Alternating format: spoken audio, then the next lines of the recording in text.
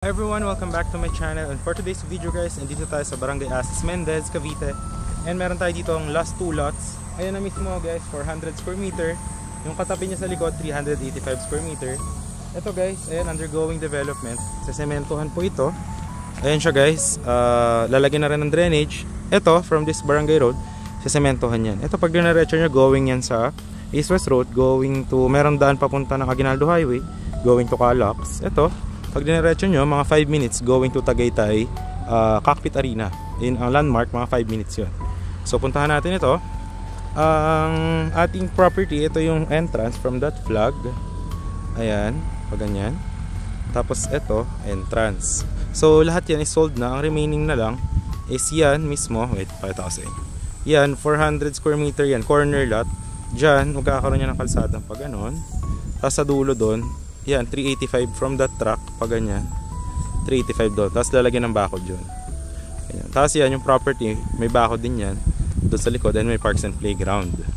So installan din yan ng mga water and electricity. Ito naman ang electricity. Tapos this one, property na to is 510 meters above sea level, so wala po tayong flooding dito, and malamig po ang weather.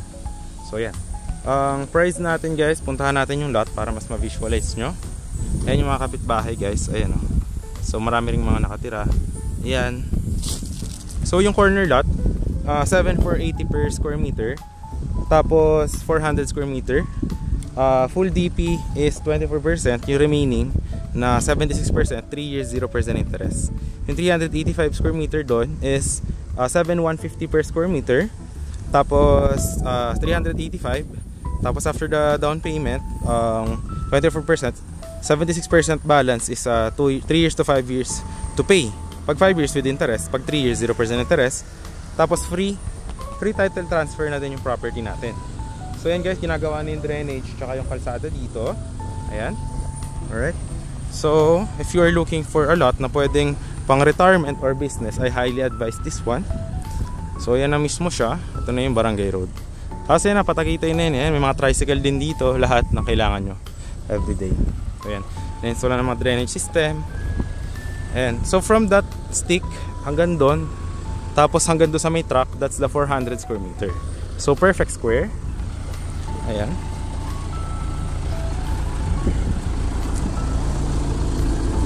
Ayan siya guys. Ayan, so ito yung corner. Ayan, ilalagay na rin ng mga drainage. Ayan guys. Ayan. Ay kuya. So yan, lilikuyan pag ganito. Ayan, andyan. Yung stick na yan, lilikuyin pa ganon. Hanggang doon sa truck, ayan yung 400. Yung sa likod, yun yung 385. Yung mga yan, wala na pong available dyan. As in, sold na po yan. No, ito na lang yung remaining natin. So yan, alright. Punta naman natin sa kabila para makita nyo yung sa corner lot. So ayan guys, yung 400 square meter. Ayan, iikot dito yung kalsada. Ayan, napakalaki ng concrete road. From that stick, hanggang doon sa may drainage, concrete road yan lahat. So hanggang dito yung 400 square meter guys. Ayan, pakita ko sa inyo. Ayan, ang ganda to, flatland guys. Maghanap kayo ng flatland na goods hanggang dyan sa may stick. Ayan, ayan. So hanggang dito yung 400 square meter guys. Oops. Ayan, may mga pinya po. Ang taba ng pinya dito. Alright, ayan, hanggang dyan sa stick. Alright, para ma-visualize nyo siya. Ayan, okay. So from that stick hanggang doon, paikot dyan hanggang dito, 400 square meter. Tapos yung dito sa likod, 385. From this hanggang doon sa dulo, end lot na yan, wala na nakatira dyan, lalagyan ng bakod doon. Pag ganyan, 385. Yung dalawang lote dyan sa Along Barangay Road, sold yan, commercial lot yan. Alright, ito semi-commercial. So maganda if you're looking for a cafe, Airbnb, or bakasyonan lang, highly advisable to. What's up our tour guys for this property? 2 lots na lang. Yan, yun lang, 7,480 yung corner lot. Tapos yung inner lot, end lot pala. Etong isa, 7,150. 7,480 per square meter. Itong isa, 7,150. So yeah, maganda siya if you are looking for a lot na malamig. Lalo dito pag gabi, naghahamog po. Tapos hindi binabaha, free transfer of title, and yun na, ongoing development. So yun lang guys, nandiyan yung Viber WhatsApp ko if you're interested, message nyo lang ako.